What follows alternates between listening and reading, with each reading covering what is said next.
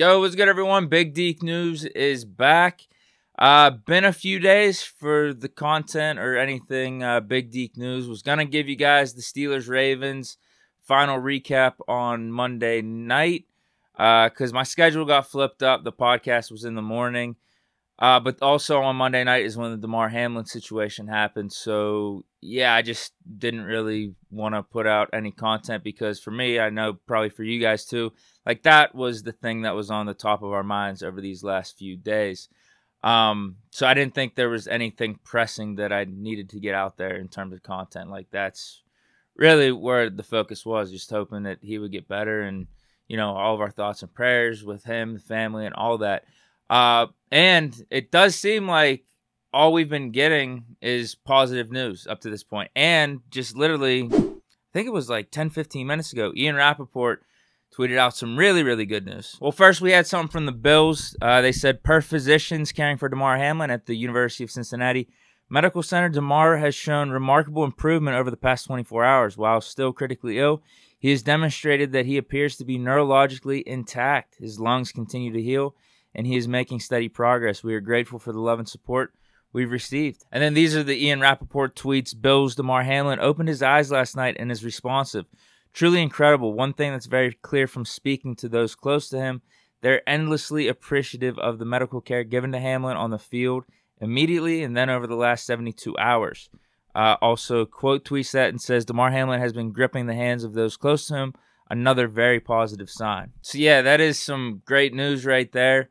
Just keep the prayers rolling in, man. Keep the prayers rolling in. We did talk about Damar Hamlin a little bit on the podcast yesterday, so if you want to check that out, I'll drop the link down below. And then just wanted to say, too, real briefly, how cool it's been to see all the positivity that has come out of this unfortunate scenario with people showing their support, outreaching, praying, just devoting their energy, time, and thoughts, resources, whatever it is, to Damar Hamlin, whether it is through donating to his charity. I mean, that's up to like 6 or 7 million too.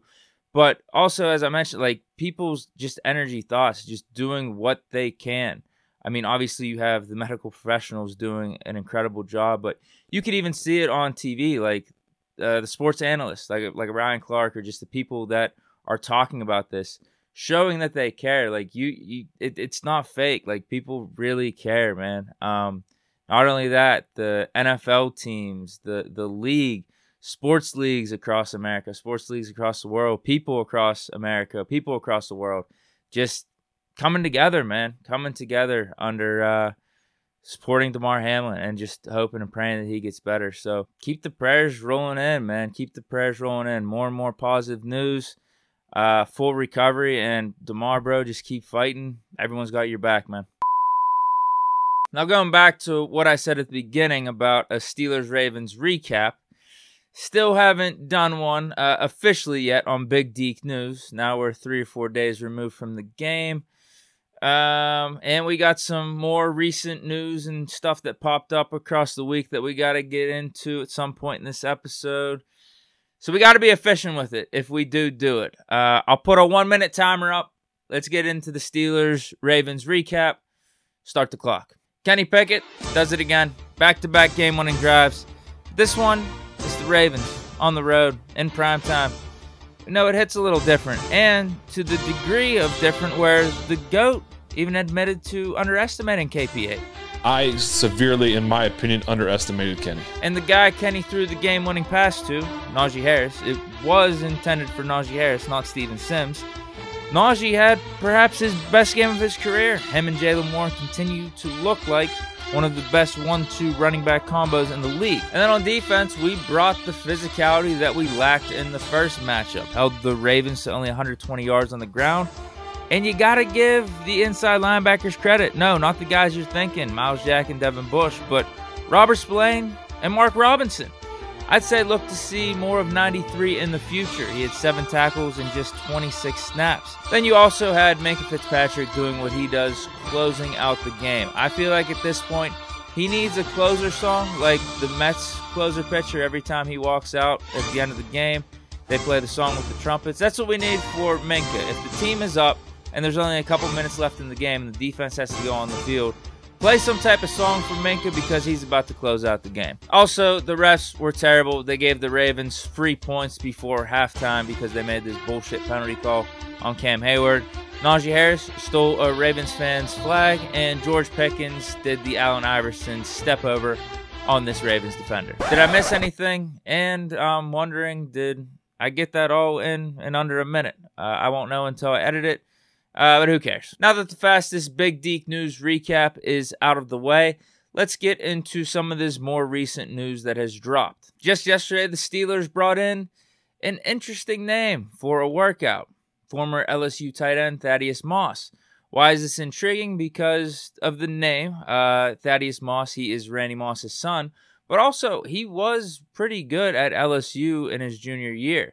Pretty productive. He was with that whole LSU national championship team with Joe Burrow, and a lot of people saw him as potentially a good player for the NFL. It just hasn't worked out that way.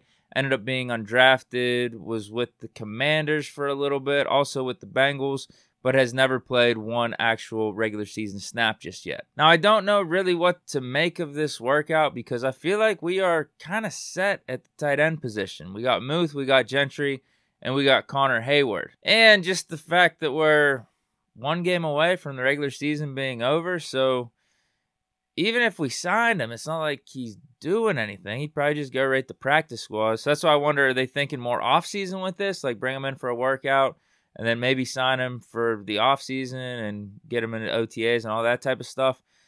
Intriguing timing. I don't know. Let me know if you guys have any theories on this. Another one could be that Steelers bring in more players for these workouts than we know about. It's just that this is Thaddeus Moss, so this is going to make some headlines. That's probably the real answer. And actually, I got a few topics. I got 3 topics here, but I'm just going to go with one. I'll save the other 2 for tomorrow. So for this final one, William Jackson III, he's back at practice. Not off IR just yet, but this is where his time window could start. I don't know if he's going to play this week, but this is a really good sign for multiple reasons. James Pierre is in concussion protocol, so just right there, we could use some extra secondary depth.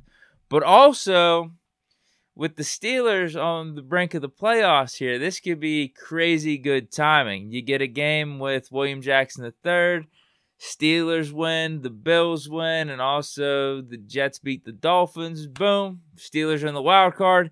And if William Jackson III is healthy, we have a guy that was a starting caliber, like cornerback 1 type of player in his heyday with Cincinnati. And also, that's what he did in Washington. Now, did he play up to the best of his ability?